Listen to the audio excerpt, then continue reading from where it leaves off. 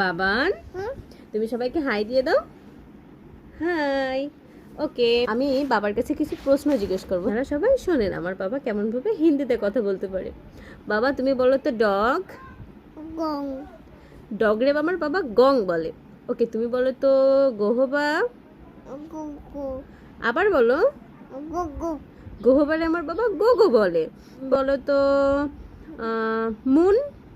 Ning আমার বাবা moon রে নুন বলে। আচ্ছা তুমি বলো প্লেন। পেম আমার বাবা প্লেনকে পেম বলে। বলো তো বাবা বাস।